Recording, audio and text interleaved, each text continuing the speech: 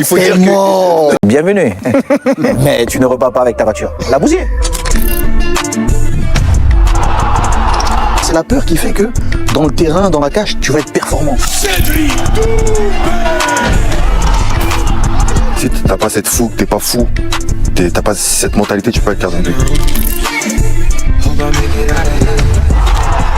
Le jour où je devais jouer mon spectacle, j'ai fait une garde à vue. Ça sert à rien de regarder la balle. Avant, j'étais éboueur. Le premier rendez-vous que j'ai, c'est à Canal+. En 2002, vous aviez une équipe pour gagner la Coupe du Monde. On sort avec 4 points. C'est bienvenue dans The Bridge. Vous connaissez la formule, des destins incroyables, des personnalités extraordinaires.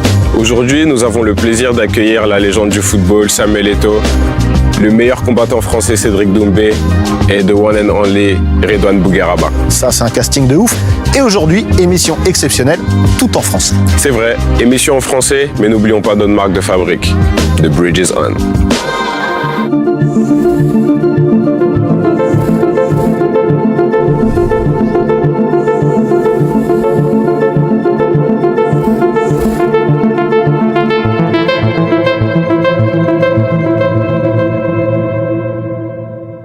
Bon, messieurs, on est vraiment très content de vous recevoir aujourd'hui. J'espère que tout le monde va bien. On est que en bonne compagnie, là. On est en famille. On est en famille. On a quand même une légende, Monsieur Samuel Eto'o. La légende. Merci, gentil. Quel honneur, quel Notre honneur. idole de jeunesse. C'est Quelle grâce. incroyable. Quelle grâce. Il a fait Quelle vibrer. grâce. Surtout que Samuel Eto'o, très dangereux en interview. Hein. Là, il va y avoir des pépites. Non, arrêtez. Il faut dire que une des meilleures interviews de ma vie, c'est l'interview de Samuel sur Bein Sport. Bah oui. Elle est légendaire. C'est classique. C'est une des rares interviews, des fois je suis comme ça, même avec l'équipe, on peut se mettre comme ça, on met notre téléphone et on regarde l'interview. Franchement, Non, allez, ça, c'est un exceptionnel. classique. J'ai On dit à disait que Guardiola. la vérité, mais tu sais que dans notre monde, très souvent, on ne dit pas de vérité. La langue de bois. Moi, j'ai En langue de bois, on tourne. Mais ce qu'on disait, Mais là, t'avais c'est... besoin de parler ce jour-là ou... Pas forcément besoin de parler, mais de dire les choses. Il y a eu des situations à Barcelone où la presse a présenté les choses d'une certaine façon. Il fallait remettre les choses à leur place, c'est tout. Je n'attaquais personne, je ne disais que la vérité. Mais ce soir, on va dire que des vérités. Donc Redouane, évidemment, légende de l'humour lui aussi maintenant. légende, faut que je meure pour que je sois une légende. Tu sais, je pensais à ça tout à l'heure, je me disais, Redouane, ça fait des années que je le connais, mais avant même, tu vois... Avant tout ça, avant tout le ça, vélodrome, c'est ouf. avant... En fait, de partout où j'allais à Marseille, les mecs, ils te connaissent. Ça a des figures emblématiques de quartier. Je sais pas de quel quartier tu es, Aurélien, mais il y a toujours dans un quartier, il y a un mec, on le connaît, c'est le mec marrant, c'est le mec qui fait les blagues, alors que je faisais même pas de spectacle. Donc c'était Et- toi. Ouais, j'étais connu pour faire déjà du trash talk. Et t'as pas joué à Marseille au début, t'as pas commencé à jouer. J'ai joué dans... Mais je vais en parler là, à Bercy. J'ai joué mon premier spectacle en 2008. Le jour où je devais jouer, c'était en décembre. Ben, le jour où je devais jouer mon spectacle, j'ai fait une garde à vue. Mais c'est bien, ça remplit le spectacle, ça. Mais non, c'est pas rempli, frérot, parce qu'il y a Tu as des gens, botté ils ont payé la l'oculé. place. Pardon. Il est où? J'étais à Marseille, j'ai fait des conneries jeune. On a tous fait des conneries, ou je sais pas. Ah ouais. Mais j'ai fait des conneries et la police m'a pété, la brigade financière, le jour où je devais jouer. La brigade financière. Brigade financière, ouais. C'est que tu comprends que c'est carte bancaire. Carte bancaire, faut chèque. Voilà, carte bancaire. C'est au choix. Et Cédric, t'es Marseillais. l'homme du moment, comment ça va? J'ai eu comment il des est problèmes relax, déjà là, pour là. commencer, tu vois, je sais pas si tu es au courant, mais j'ai eu des petits problèmes de pied, de blessures au pied. Ouais. Ça marche pieds et nus ou voilà. pas? De ton côté, comment ça va? Moi, tout va bien, hein. Tout va va bien bien, ça va. Ça va. On m'a remis les points du d'heure récemment. Oui. Best life. Dyson, il rentre avec un Dyson. Et d'ailleurs, parce qu'il mais là, je pense à vous, qui êtes footballeur, parce que mon agent d'image, il m'a dit, tu sais, je gère des footballeurs, des tennisman, tu vois, d'autres sports, d'autres sportifs. Et la boxe, c'est le seul sport où, en fait, quand tu perds, c'est plus le même athlète. Comment tu l'as vécu psychologiquement? Parce Non, que c'est- peut-être que tu peux te dire, ah, ça va peut-être entacher mon bilan. Juste de te dire que, en tant que sportif, tu sais, quand tu finis un match, tu perds ou tu perds pas. Là, quand tu sors, tu sais que t'as pas perdu. En fait, c'est difficile parce que tu es partagé entre deux sentiments. Le premier, c'est ouf, je suis content parce que je me suis pas fait défoncer finalement, donc j'ai pas perdu. Mais après, tu te dis, Mais en fait, les gens, ils retiennent qu'en fait, j'ai perdu. Quand il y a écrit Cédric défaite, tu vois, dans la presse. C'est ça. Mais j'ai pas perdu. Et en fait, c'est une injustice. Ça me rappelle une fois un grand champion, un grand footballeur, je sais pas si vous le connaissez, il a subi une injustice un jour. Il devait être Ballon d'Or et c'est Cannavaro qui a été Ballon d'Or à sa place. C'était en 2006. En 2006, C'était en 2006. On citera pas son nom. tu l'as vécu comment, par exemple? Non, le plus important n'était pas là pour moi. J'avais perdu quelque chose de beaucoup plus important. C'est, pour moi, jouer la Coupe du Monde Avec le Cameroun. avec le Cameroun était un défi majeur et on n'a pas réussi. Et c'était dramatique parce que c'était à la dernière seconde. Je ne sais pas si vous vous rappelez. Moi, j'avais 6 ans. J'avais je quoi, m'en 5, rappelle 6 très ans? On se rappelle très bien, Samuel, d'autant Ah oui. que Toi l'Algérie qui a étais- perdu contre le Cameroun. Pareil, à la dernière seconde, on sait, ça fait mal. Très mal. Ça fait mal. Et en plus, tu peux perdre, on te gagne 3-0, mais là, jusqu'à, je crois, la 72e minute, on gagne, tout est cool. L'Égypte ne joue pratiquement rien. Déjà que nous sommes allés en Côte d'Ivoire, on gagne dans un stade compliqué avec les Drogba, les Okora et autres. On passe devant la Côte d'Ivoire et on arrive où, normalement, on doit gagner. On se fait rattraper au score. On a un penalty, je crois, à la 94e ou 95e minute. Qui tire le penalty? Ouémé, Ah, mais c'est bon. il manque. Je te dis, c'était... Et ça aurait C'est été marrant pire, parce je que pense, quand j'ai même, non raté mon penalty en finale de Coupe du Monde, On a oublié. une des premières personnes à m'avoir appelé, c'était Samuel. Parce Et que- j'ai encore le message vocal où il m'explique que ça fait partie du jeu, que forcément tout le monde aurait aimé que je marque, sauf les Argentins évidemment, mais que il faut pas laisser cet épisode-là me définir C'est en pas tant que grave. joueur et aller de l'avant parce que c'est pas tout le monde qui aurait pris justement son courage à deux mains pour aller tirer et que ça fait partie de la carrière d'une footballeur. T'as raté des pénaltys? Ah, mais bien Peut-être sûr. pas. Et je vais te dire, j'ai manqué 2 penalties au cours d'un match, Le même. le même match Villarreal, et je devais être Pititi. Et Forlan me gagne d'un but. Je manque 2 penalties au cours de même match. Incroyable. Samuel, moi, je voulais te demander, quand tu as le ballon dans les mains et te dis je le sens, tu peux pas refuser en fait. Parce que tu te dis, si je refuse et que je rate, Ah ouais, là, c'est... parce qu'il y a une pression Après, c'est le psychologique. courage. Après, c'est le courage. Mais j'ai toujours vu les mecs arriver et dire je le sens. Et souvent, le mec, il laisse. Quand tu es ce joueur-là, quand tu rentres, c'est pourquoi la différence entre le grand joueur et le bon joueur, il est là. Le grand joueur, à chaque rencontre, c'est lui qui doit décider. Le bon joueur, c'est peut-être mon jour aujourd'hui. Non. Moi, quand j'arrivais, je disais à Ronaldinho, aujourd'hui, je marque 2. Tu marquais 3. Ouais, j'arrivais. Et je vais te raconter autre chose. À l'Inter, une fois, je devais venir faire la fête à Paris avec des potes. Et j'ai dit à Leonardo, qui était mon entraîneur, je lui ai dit, écoute, Léo, l'Inaté fait à telle heure. À la 45e minute, j'aurais déjà marqué 3 buts. Débrouille-toi, vous allez défendre. 38e minute, j'avais déjà mis 3. Léo? Léo, il était mon coach. Léo était mon coach. Et j'ai mis 3. À la minute, il m'a remplacé, je suis parti, j'ai pris mon avion et je suis parti. Donc ça a toujours été en fonction de toi.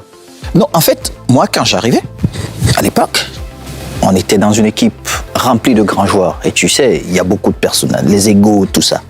Mais même entre vous, les grands joueurs, il y a certains qui ont ce doute avant le match, qui réfléchissent, qui se disent, mais qui appréhendent. Moi, j'avais pas ça. Jamais. Jamais. Plus le match était impossible, ce mec. Mais ça venait d'où? Mes épreuves de la vie. J'ai connu beaucoup d'épreuves difficiles. Et pour moi, à chaque fois, c'était une occasion pour moi vis-à-vis de la vie que j'ai eue avant. Je disais, ben aujourd'hui, il faut que je sois le mec le plus heureux.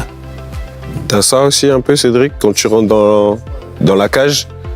Moi, c'est ce que j'ai expliqué une fois sur mes réseaux. Et ça, c'est valable pour n'importe quel sport. Il y a les bons sportifs qui sont très très forts, que ce soit les footballeurs, les boxeurs, les tennisman qui sont très très forts.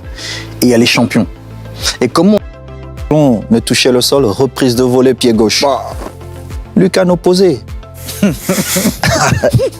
Tous ils se sont arrêtés. Le deuxième but, Et le bridge. je les dribble avec les yeux. Le bridge. Ah, et je fais ça, tous y passent. Vous Je mettez- donne un petit ballon. Mais en fait, C'est la mentalité. c'est la mentalité du Mental. champion.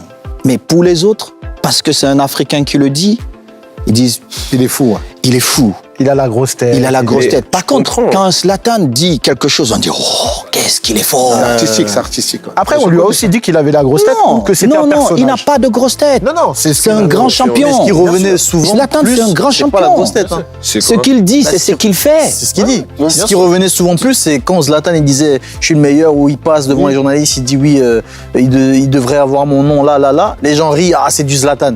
Voilà, Mais j'aime il trop disait ça, c'est un moi. personnage. C'est ça, c'est un personnage. C'est un Mais si c'est un C'est ce Africain, que Ludovic Giuli, il a dit. Tu te Non. souviens, en 2006, Petit bonhomme. finale Ligue des Champions ici à Paris, Stade de France. À la mi-temps, on est mené 1-0 et Arsenal est à 10. Mais tu sais pourquoi on est mené? Ronaldinho, meilleur joueur, il voulait jouer seul. Et c'est là où tu vas voir le grand joueur. Toi, t'avais pas peur de dire à Ronaldinho, Pardon toi, tu déconnes? tu demandes un Camerounais, c'est la Je vais te dire. Ça t'est déjà arrivé, par exemple, d'aller voir Ronaldinho et dire Mais tu je déconnes? t'explique. Jean Trovincière, tous ils sont comme ça. À la mi-temps. La mi-temps, finale de Champions League. Ah ouais, non. Franck, il est de l'autre côté, perdu. Franck qui a joué plusieurs Champions League. Il en a gagné. J'ai dit, vous faites quoi? Mais levez-vous, je vais marquer. Ne vous inquiétez pas. Ah oui, mais on va rentrer là, je vais C'est marquer. beau, ça, hein? Il dit, mais attendez-vous, mais je suis encore là. Vous avez peur de quoi? J'ai dit, mais Ronnie, soit tu joues avec nous, ou tu vas sur le banc de touche. Et c'est là où tu vas le grand joueur. Il nous rassemble et il dit, je demande pardon. Ronnie Ah, c'est beau. Hein. Ah ouais. Mais parce qu'il sait. La- Tu vois compris. l'état d'esprit? Il sait. Parce qu'il rentrait, tu sais comment c'est, finale Champions League, tout le monde la regarde. Il veut sortir, Du lot. il veut être le meilleur, parce que c'est déjà le meilleur. Mais il est le meilleur, Samuel Eto'o croit qu'il est le meilleur. Je veux aussi être le meilleur, mais je dois comprendre que... Tu es dans un collectif. Et c'est ça, il accepte, on rentre, et je marque. Et Julie, il dit, ah mais quand Samuel a marqué, j'ai dit on va gagner. Parce qu'il a dit qu'il allait marquer. Tu vois comment ça joue psychologiquement dans la tête des Mais je autres? comprends que forcément, pour arriver à ces objectifs, il faut avoir cette mentalité-là. Mais moi, vu de l'extérieur, je regarde Redouane, je regarde Cédric. Comme Francis, il a dit, vous tapez les gens pour vivre. Oui, c'est ça. Ça veut dire que quand tu rentres avant un combat, t'as jamais eu peur de dire, ça se trouve, le gars, il va me fumer. Mais je vais rajouter quelque chose si tu me permets. Comment vous faites pour vous battre? Vous n'avez pas de problème avec le mec? C'est la meilleure question. C'est une vraie question. hein. Je te jure, j'ai eu peur, moi, pour lui. Mais il y a un truc, parce que C'est pas sinon un ça mec va de ma famille. m'échapper. Je te jure, j'ai eu peur pour Mais toi. quand ça? Quand il a gagné en 9 secondes. Avant le combat, je vois la pesée. Je vois Jordan. Je le vois costaud. Balèze. Costaud. Je le vois, bonne nutrition, il mange bien, il s'entraîne.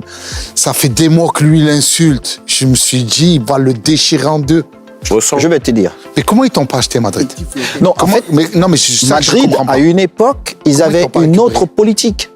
Superstar. Ouais, Galacticos. Galacticos. J'étais un jeune qui commençait, j'avais beaucoup de talent, beaucoup d'envie, mais c'est le projet. Tu peux être un très très bon joueur, mais on ne te prend pas. C'est le projet, comment le club se voit Pas encore assez dans bankable 2, dans marketing. 3, dans 4 ans. Ouais. Mais pourquoi ils t'ont pas fait après Barcelone? Parce que je sais ils avaient déjà fait Figo.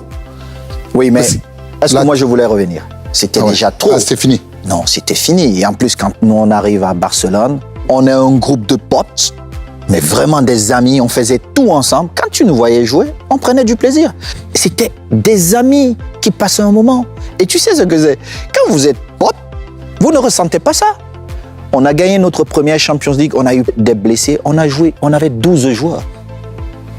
12 joueurs. Cette saison à Madrid, elle s'est passée comme ça aussi. 12 joueurs. Mais on a gagné. Pourquoi? Parce que nous étions comme ça. On était là, on jouait, on s'amusait, physiquement, on était toujours dedans. C'est ça, tu vois, nous, on a un groupe en tant que sportif. Vous, le groupe que vous avez dans vos domaines respectifs, il est différent. Dans la cage, toi, t'es tout seul. Moi, je suis tout seul. J'étais concentré, j'étais dans mon C'est quoi ta élément. définition du stress? Je vais te dire, moi, quand j'arrivais peut-être... T'as parce que- jamais été stressé dans ta vie? Oui, pour une aujourd'hui, compétition, pour une aujourd'hui, compétition. vu mes fonctions, je suis stressé parce que ça ne dépend plus de moi. Mon job, Il savait ma qu'elle pression, marquait, frérot. c'est de tout faire pour que les joueurs soient bien. Ma pression, c'est de savoir qu'ils doivent voyager dans des meilleures conditions, ils doivent dormir dans les meilleures conditions, qu'il n'y ait pas de problème de prime, coordonner toutes les équipes. Et après, je ne peux plus rien faire. Ça dépend de leur coach, ça dépend des gars. Donc souvent, je suis dans les gradins comme président, mais je perds 2 kilos, mais je transpire parce que ça ne dépend plus de moi. Mais ce stress-là, tu l'avais pas en tant que joueur. Quand je jouais, non, parce que ça dépendait de moi. Je vais te dire, j'arrive au vestiaire, tu connais Kofi Olomide, mon fidèle compagnon. Très bel artiste. J'avais ma Kouloulé. Voilà. L'Éternel est mon berger, je ne manquerai de Je ne rien. manquerai de rien. Je prie, je commence à me préparer. J'avais 50 minutes avant de sortir et je faisais la même chose tout le temps. Même chose. Je me prépare, je vais à l'échauffement, je reviens et j'étais toujours le dernier à parler. Il dit, les gars, non, ne vous inquiétez pas. Avant la 10e minute, je vais marquer.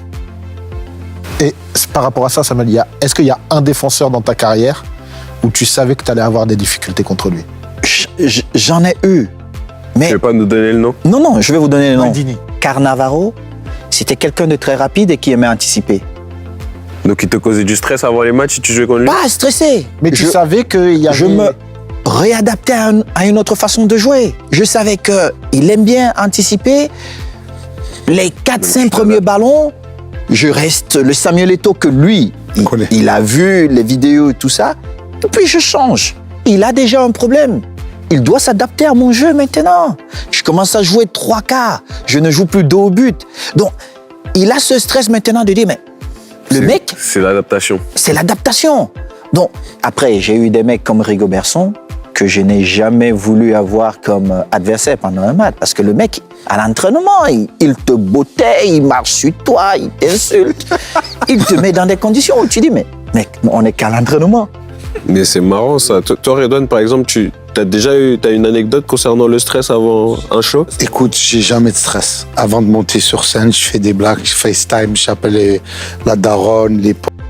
On revient dans le vestiaire et j'ai dit au gars, bon, écoutez, bon, dans les 10 minutes, vous savez ce qui va se passer. Et là, je vois les yeux des mecs qui brillent parce qu'ils savent que ce que je dis, je le fais. Je le fais. Et Rigobertson, qui était notre capitaine, il dit, oh là là là là là. Ici, personne ne passe. Dont les autres, ils prennent confiance. Exactement. Et je marque. C'est ça que j'ai dit. Ça change tout. Psychologiquement, on est Psychologiquement, au-dessus ça change des tout. autres. On joue à Abidjan face à la Côte d'Ivoire. Quelle équipe de Côte d'Ivoire, hein? Quelle équipe? Aruna Dindane, Didier Drogba, Zokora, un tel. Et on avait un ancien joueur, un aîné, Raymond Kala. Toi, tu connais Barézy. Il est à la retraite. Il joue encore, mais retraite internationale. On avait un petit jeune qui était bon. Mais on avait des doutes pour ce match, parce que c'est un match à pression pour les autres. Celui qui ne sait pas gérer. Nous, on doit aller en Coupe du Monde. Il faut battre la Côte d'Ivoire et à Abidjan. Avec quelle équipe? Donc, le coach qui nous consultait, les aînés vont vers lui et ils lui disent, il y a un gars, Barézy Kala, Raymond Kala. Il dit, mais lui, là, on dit non, il faut l'appeler. Et il convoque le joueur. Les Ivoiriens ne s'attendaient pas à voir Raymond Kala. Le mec, il fait presque 2 mètres. Donc, quand on sort, les mecs, ils regardent comme ça. Ils connaissent pas. Ils connaissaient le mec. Ah, ils Mais connaissent, on savait que c'est un assassin. Donc, psychologiquement, ça joue. Et ce que nous, on appelle souvent le Hemley, c'est que les Camerounais, on a toujours eu quelque chose. Même quand c'est difficile, on dit c'est possible. Et c'est ce que j'essaie toujours de dire aux gars. Moi, je veux un joueur avec beaucoup de caractère. Peu importe si tu m'insultes, si tu donnes le résultat, c'est ce que je veux. Mais je ne veux pas que tu foutes le bordel et tu ne donnes pas le résultat qu'on attend de toi. Parce que celui qui a beaucoup de caractère, c'est lui qui tire l'équipe vers le haut.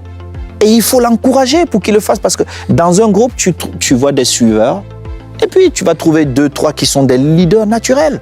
Et il faut accompagner ces leaders pour qu'ils encadrent bien le groupe. Mais maintenant, il ne faut pas faire n'importe quoi qui pèse sur le groupe. C'est ce qu'on disait tout à l'heure, même pour Cédric. Tu parles beaucoup, mais tu te dis un jour, si tu perds, comment tu vas le gérer? Non, je le dis, c'est ça qui fait que je pars pas. C'est parce que j'ai pas envie de gérer ça. Alors, techniquement, t'as perdu il y a pas longtemps. Non, mais tu te poses cette question Non, des fois? bien sûr, c'est ça qui fait que j'ai pas envie de perdre. Hein. Et ça vient d'où ce trash talk là? Parce qu'on rappelle, là, il y a eu un risque aussi. Parce qu'on parle de trash talk et de stress et de prise de risque. challenge, de prise de risque. Tu as changé de sport. C'est-à-dire qu'avant, tu étais dans le kickboxing, tu assumes en plus le trash talk dans une nouvelle discipline. Ouais, c'est ça, c'est ça. En fait, c'est le même état d'esprit. Avec les entraîneurs, je marque. Il va au Oublié, Brésil. Je pars au Brésil à la mi-temps, j'ai le vol, je prends le dernier bien vol. sûr. T'avais ce deal, toi, là. Non, moi, je de n'avais pouvoir pas, je n'avais partir. pas de deal, mais à notre époque, c'était différent. C'était différent. On pouvait discuter avec l'entraîneur quand je vous prends peut-être le gamin qui vient avec sa Ferrari 360 Modena et qu'on bousille sa Qui ça? voiture C'était qui, le avec. petit Non. On cite pas le nom. avec 20 km au compteur. Vous avez bousillé la voiture du petit. Oui, parce que Pourquoi? nous, on avait une autre mentalité. Ouais, tu es Ronaldinho, Tu tu peux pas es faire Eto'o. ça aujourd'hui. Ah, mais Attends, je aujourd'hui, comprends pas, c'est Comment autre ça, chose. quelqu'un, un joueur qui vient Pourquoi? avec Parce sa que voiture, le mec, Attends, il a pas compris. le mec, il a 19 ans, il joue son deuxième match Heureusement que c'était pas lui, il nous aurait et il frappé. se présente à l'entraînement avec une Ferrari. Toute neuve. Manque de respect. T'es fou, tu vas pas arriver. Tu viens en Fiat Tipo. Mais c'était aussi une opportunité pour le gamin. En fait, c'est quoi? C'est que vous l'avez pris comme il vient gonfler, j'ai pas compris. Non, quand tu arrives dans un club comme Barcelone, comme Inter de Milan, Tu dois nettoyer les crampons. il y a les hiérarchies. Tu fais peux petit. pas arriver, tu parles à Zanetti comme si tu parlais à ton copain. Tous les jeunes qui arrivent, ils doivent savoir, ok, je vais monter doucement. J'ai pas besoin de venir ici avec, tu vois, Léo Messi, meilleur joueur au monde pour nous. Mais Léo a toujours été un mec. Pourquoi? Parce qu'il est arrivé dans un club où c'était une famille, il y avait des aînés et on montait. Humilité. On montait en grade. Et c'est ça. Donc quand le mec il arrive, il a sa Ferrari, on lui dit bienvenue. Mais tu ne repars pas avec ta voiture. On l'a bousillé. Ah, le beau gosse. Oh là Aïe, aïe, aïe, aïe. Ça va encore, frérot? Tranquille. Ça va? Ça va? Ouais. Mike Mignon. Ça va ou quoi? C'est comment? Tu vas bien? Tu vas bien? Pardon. Ça Tu va? t'assois avec nous, tu fais juste une petite apparition. Ouais, je suis venu, hein. Tranquille. Ah ouais. Ce qu'il se disait, c'est intéressant. Ouais. Ben, merci en tout cas d'être parmi nous. Avec Là, plaisir. surprise. Il est arrivé dans les angles morts. Là, je te jure, il est arrivé comment? Je pensais que c'était quelqu'un qui venait de goumer. Il est arrivé énervé. Qui aime beaucoup la boxe. Ouais, tu vois, t'aimes chaque bien, fois, on part en vacances à LA et tout. On a différents types de cardio et tout. Lui, il aime beaucoup la boxe. Donc, un jour, vous pourrez peut-être. T'es déjà là, un de ces combats? Non. Pas encore? Non, j'ai pas été, mais. On va connaître le Mike, t'es mort. Tu pèses combien là? T'as l'air. Ouais, 95. Ah, c'est ce que j'allais dire, bien. 90, 95. Ouais. Bébé, hein. Tes mains, il commence déjà à tester là. Tu vois, il y Il a cherche pas- pour voir si. Il Non. faut juste le foie là, parce que là. Chacun son domaine. Mais on revient sur un truc, parce que depuis tout à l'heure, on parle que de mental, etc. On parle de sport co et tout. Et ça, Je vais être focus sur l'action d'après. ça, c'est un mental de champion pour moi. Samuel, je sais pas ce que tu penses, mais pour moi, ça, c'est la bonne mentale. Mais moi j'avais une autre question parce que être gardien de but, c'est un poste particulier. Ouais, c'est une autre discipline. C'est autre chose. Vous êtes C'est vraiment un match solo. dans un match. Ouais. Ça réfère beaucoup avec Cédric, justement. Il n'y a que eux.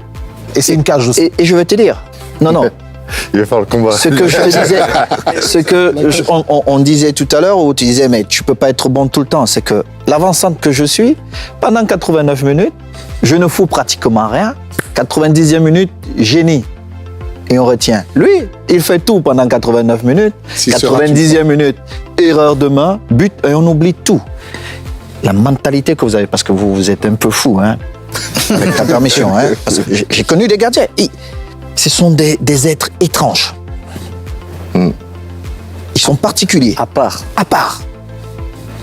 Comment vous forgez ce mental? T'as dit un mot important, c'est fou. Si t'as pas cette fougue, t'es pas fou, t'as pas cette mentalité, tu peux pas être gardien de but. Parce que tous les gardiens de but de haut niveau aujourd'hui, et on parle de vraiment haut niveau, ils sont obligés d'être fous et avoir un mental fort. J'étais toujours tout seul. Et ce qui m'a toujours manqué, quand je voyais les autres clubs, il y avait toujours 3, 4, 5, 6 combattants dans un club. Et c'était une famille. Tu vois, ils partageaient la même passion, ils s'entraînaient ensemble, Et ils allaient toi, courir t'avais pas ensemble. ça. Moi, j'étais tout le temps seul. Tout le temps, j'allais courir seul. Je me souviens encore, tu parlais tout à l'heure de travail. Parce que les gens retiennent Samuel, la bouche, etc. Mais personne ne dit Samuel. C'est comme aujourd'hui, les gens font les éloges de Cristiano. Les gens disent que c'est un travailleur acharné.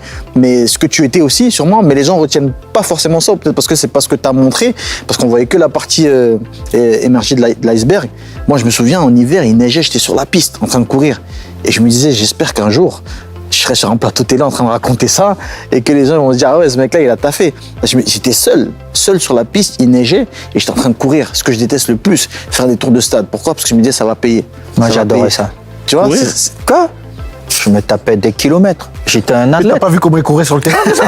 mais tu as parlé de le regret que moi j'ai eu.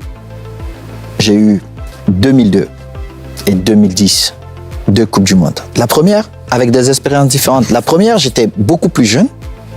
On arrive en France. Préparation, dernière semaine avant de rejoindre c'était Corée-Japon. Et on a des problèmes de primes. Et on décide à ce moment de ne pas voyager, d'arrêter les entraînements. Moi, je continue. Tu le regrettes pas aujourd'hui? Par Et je rapport à regrette. l'image? Mais je ne pesais pas. J'étais le meilleur, mais j'étais le plus jeune. Donc, même avant de parler, je faisais ça. Tu vois? Et je me dis, à ce moment-là, j'aurais pu dire aux aînés, on a quelque chose de beaucoup plus grand qui nous attend. Que c'est Mais je te promets, on avait une équipe pour gagner la Coupe du Monde. Samuel. Mais rien. On sort en 2002. Mais là, attends. Ça va être un bis du En bail. 2002, vous aviez une équipe pour gagner la Coupe du Monde? On sort avec 4 points. C'était quoi votre poule? Coupe du Monde. On avait l'Arabie Saoudite, l'Irlande, l'Allemagne.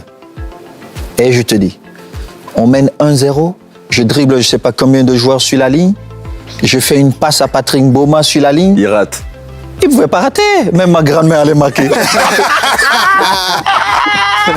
Mais je te dis, jeune homme, et il vient vers moi, il me dit, t'es le meilleur joueur au monde, mon petit frère.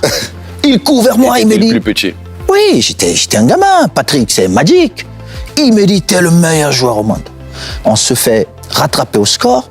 Arabie Saoudite, je marque, on gagne 1-0, on a 4 points. On joue l'Allemagne. On a au moins 6 occasions de but.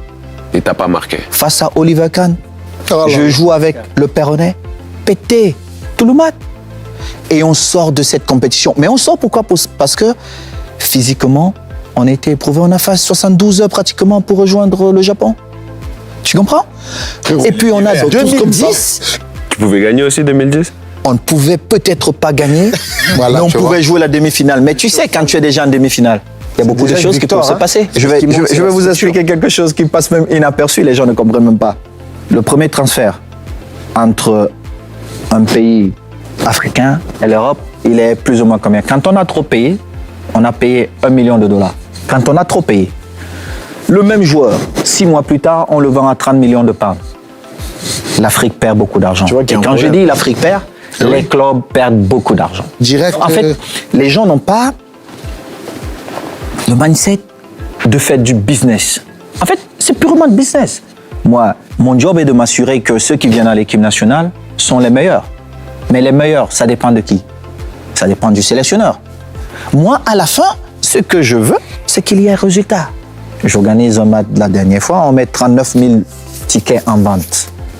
Et je dis, personne n'entre s'il n'a pas acheté son ticket. Et on dit, ah, il est trop sévère, lui, cela. Mais comment je fais pour financer le football? Ce sont des petites choses. Et des gens prennent de l'argent et donnent à quelques influenceurs pour t'insulter, pour dire des mensonges. Et c'est là où, soit tu t'arrêtes, tu écoutes ce qu'ils disent et tu perds beaucoup de temps, beaucoup plus de temps, et tu n'avances pas. Mais moi, je dois avancer parce que je sais où je vais. Certains même, ils soupçonnent. Et d'autres qui ont peur de l'inconnu, ils disent, c'est peut-être bien, mais vu que moi j'ai mes 500 francs CFA qui tombent chaque soir parce qu'on me les donne comme ça, je préfère les sécuriser au lieu de regarder le million qu'il a devant lui. Et c'est ça l'Afrique. C'est pourquoi vous voyez, les gens n'osent pas. C'est pourquoi je te dis, fiston, si tu veux investir, tu viens, 50-50, on crée des écoles partout. Si quelqu'un veut venir, et je vous invite à venir, on crée des salles de classe. On donne cette connaissance-là à ces jeunes. Ils doivent aller à l'école. Je sais bien ce que tu On dis. doit parce les qu'en donner fait, l'opportunité. Ça montre tout simplement que l'objectif principal que tu as, C'est de transmettre. c'est de transmettre et de faire en sorte Faire que évoluer. l'Afrique évolue. Mais l'Afrique doit évoluer. Mais ça, c'est un travail d'équipe. Seul, tu peux pas y arriver à ça. Non, mais le continent, il est vaste. Forestier. même avec 2 personnes, tu arrives. Moi, j'ai pas d'heure. Hein. J'appelle mon secrétaire à 4 h du matin, je lui dis, écoute, hey, monsieur, tu ne m'as pas envoyé tel papier, qu'est-ce qui se passe, explique-moi. Président, je dors. Je dis, mais moi, je dors pas. Pourquoi on doit travailler tout le temps. Et il faut, en Afrique, les gens dorment beaucoup trop. Je dirais même, ils ont peur de ce qui est bien pour eux. Parce que tellement ils ont été matés, manipulés, on a dit non, non, non, non, ça c'est pas réservé pour vous, c'est réservé pour les autres. Mais non, Cédric, moi je suis parti de Nouvelle que tu connais pour m'asseoir sur la table des grands. Donc tout est possible pour tout le monde. Pourquoi ces Africains ont dit c'est pas... Non, c'est pourquoi parfois quand j'arrive on dit non, lui il parle comme ça parce qu'il est riche. Mais c'est pas que je suis riche, c'est que j'ai fait ce parcours, je me suis assis là-bas. Et je veux que ceux qui me ressemblent aillent aussi là-bas et qu'ils aient cette fierté de dire je suis peut-être africain. C'est un combat où qui est compliqué parce que là, c'est plus toi contre toi. C'est ça que je disais. C'est toi contre le système. C'est ça, c'est ça. Et comment tu as... Difficile de battre le système. Hein. Voilà. Tous les grands systèmes sont tombés, Ouais, c'est sûr. n'est-ce pas? Mais avec du temps. Partons de là. Tu te dis, l'Afrique, le continent le plus riche, mais paradoxalement le plus pauvre. Donc il y a quelque chose. J'ai vécu pendant 5 ans. Problème surtout. Non, 6 ans au Qatar. Le Qatar Exceptionnel. a fait sa politique basée sur 2 choses. La diplomatie, le sport. L'éducation, elle est gratuite. Tu vas partout, tu as les DG, tu as les grands DG, des Qataris, partout. Et le pays se développe. Pourquoi? Parce qu'ils sont à un certain niveau d'études. Moi, je n'ai pas fait de grandes études. Mais la curiosité m'a amené à toujours vouloir m'améliorer. Et en voyageant, j'ai compris qu'en fait, pour rendre les autres riches, il faut leur donner la connaissance et des opportunités. Et c'est ce que moi je veux. Je veux que dans 20 ans, l'Afrique ait peut-être une centaine de milliardaires en dollars. Le rapport de force, il va changer. Il faut se dire, je veux être Abramovich du football et je veux devenir milliardaire. Donc, tu as ton projet, tu le prépares, tu dis, bon, ok, je veux ça, ça, ça, ça. Dans 2 ans, je vais être ici. Dans 4 ans, ici. Toute ma carrière, ça a été ça, ça a été la haute ambition. Et c'est ce que je me tue à donner comme conseil aux jeunes qui me posent des questions. Il faut toujours avoir une haute ambition. Tu dois viser le soleil et dans le pire des cas, tu vas atteindre la lune. Tu ne peux pas viser le soleil. Et si tu atteins le soleil, tu brûles, frérot. Non, tu vois ce que je veux dire? Non, mais il y a le travail qui doit aller avec. C'est ça. Non, il y a le travail, mais ça c'est indéniable. Si tu dis, moi j'ai envie de faire ça, j'ai envie de devenir président, demain tu dis, j'ai envie d'être le plus grand gardien de l'histoire. Tu sais que ça va pas se faire comme ça. Tu vas aller te donner les moyens, tu vas faire les causes pour que ça arrive. Donc la haute ambition, elle est importante. Mais si toi, on parlait du vestiaire tout à l'heure, si tu te dis, bon, j'espère que je vais faire un bon match et ça ira, mais tu feras jamais un match exceptionnel, tu mettras jamais un triplé. Parce que toi déjà, à la base, tu te dis, je vais juste faire un bon match. Si moi j'arrive, je dis, moi, j'ai juste pas envie de prendre un KO, ça sera déjà pas mal. J'arrive, je perds au point, je suis content. Tu vois? Et là, je reviens à Baki, il y a l'épine, il dit, ah, c'est bon, moi, je suis content. Tu vois ce que je veux dire? Alors que si tu dis, non, moi, j'arrive, je vais l'éteindre au premier round, et je viens avec le matelas, il écrit bonne nuit, c'est-à-dire, je vais même pas l'éteindre, l'arbitre arrête, il va dormir. Et t'arrives, tu le fais dormir. Tu vois ce que je veux dire? C'est ça la dinguerie. Et ça, c'est la haute ambition. Et ça, il faut l'assumer derrière, parce que derrière, ça demande beaucoup de travail. Il y a personne... Jamais Samuel, jamais Redon, tu te dis non, moi j'ai envie de faire rire, j'ai envie d'être le meilleur humoriste, et tu restes chez toi tranquille. Non, tu taffes derrière, tu es obligé derrière de taffer, te donner les moyens pour assumer en fait cette ambition qui est grande. Mais c'est pas tout le monde qui a une haute ambition.